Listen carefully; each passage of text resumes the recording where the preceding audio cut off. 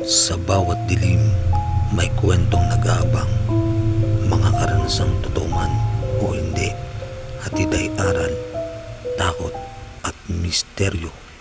Ito ang PLTV, Kwentong Kababalaghan.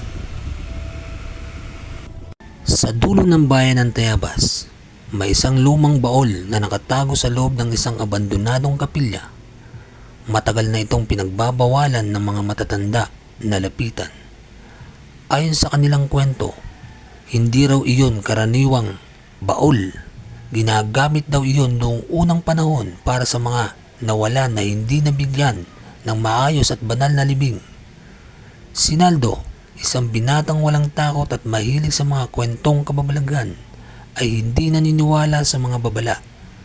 Para sa kanya, panakot lamang iyon ng mga matatanda. Isang gabi, dala ang kanyang lumang flashlight, nagtungo siya sa kapilya upang patunayan na walang dapat katakutan. Tahimik ang buong paligid ng Tayabas. Ang malamig na hangin ay tila may dalang bulong ng mga kaluluwa.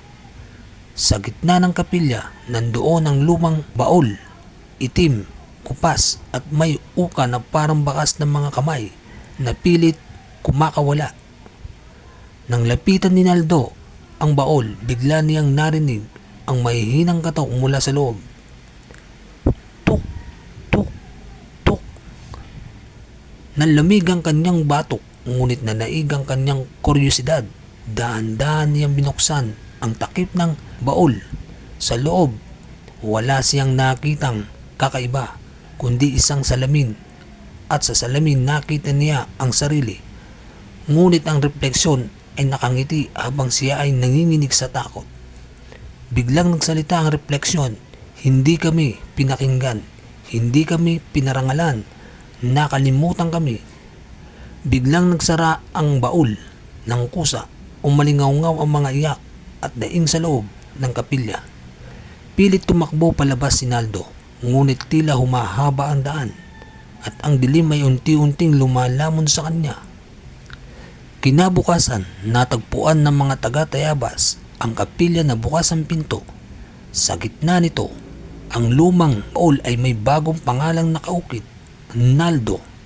Simula noon, walang sinumang nangahas pang pumasok sa kapilya. Sinabi ng matatanda na ang lumang baol ay hindi basta kumukuha ng buhay. Kinukuha nito ang mga taong walang respeto sa mga kaluluwang nakalimutan.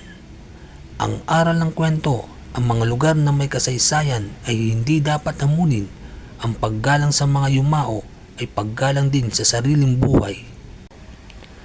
May mga kwento na hindi para manakot, kundi para magpaalala na may mga bagay sa mundong ito na hindi pa natin lubos na nauunawaan. Ito ang PLTV, Kwentong Kababalaghan.